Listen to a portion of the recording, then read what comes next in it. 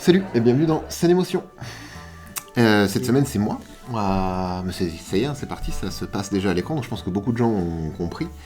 On a déjà parlé de cette scène aussi sur une autre chaîne il y a fort longtemps, c'est la scène de Vador, la colère ou la vengeance de Vador dans Rogue One, qui pour moi est forte. Alors, contrairement à ta scène qui était très touchante, là, je trouve qu'elle réimpose Vador, non pas comme un suppositoire, avec une cape, comme on a pu le voir, en tout cas dans le premier Star Wars de 77, on te le présente comme un super méchant, finalement c'est plus le bras droit de Tarkin et qui se fait remettre à l'ordre, alors que bon, c'est censé quand même être un mec qui pèse un peu, Vador.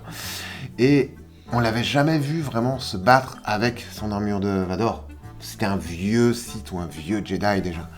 Et là, en une minute, dans Rogue One, quand il débarque dans le vaisseau, qui sera le vaisseau de la princesse Leia en plus, enfin, c'est juste magistral. Je trouve vraiment, dès l'ouverture de son sabre laser, tu comprends que ça va mal se passer pour les rebelles qui sont là. Et la musique, qui est très inspirée des Star Wars 1, 2, 3, un petit peu, sans être le même, on retrouve le thème de Vador, mais avec beaucoup de chants en plus, un peu comme le thème de Darth Maul. Enfin, tout ça se mélange, et on le voit vraiment utiliser son sabre, le balancer, le faire revenir, utiliser la force en même temps.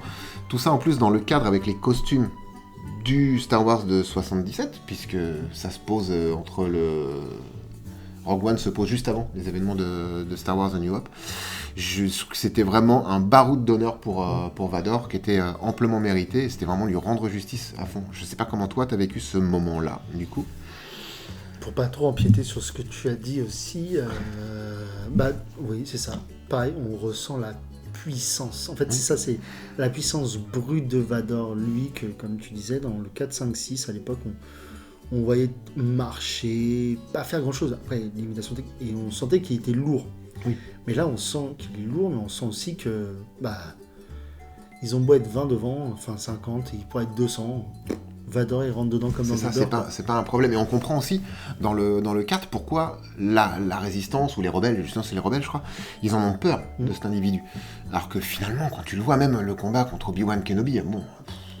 c'est deux vieux, quoi. C'est deux vieux. C'est les pattes qui s'affrontent. C'est un peu ça.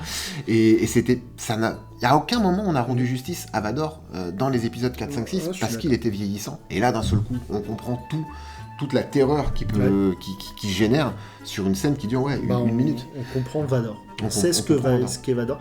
Puis en plus, comme tu dis, l'alliance de... Enfin, les costumes d'antan, mais Vador, sa technique, la lumière, la fumée, la musique, tout ça est très bien mélangé.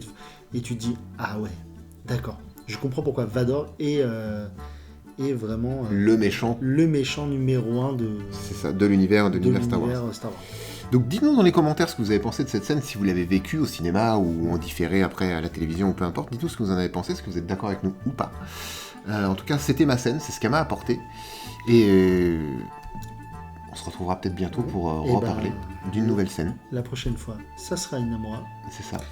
On vous fait des bisous et à la prochaine. À la prochaine. Ciao.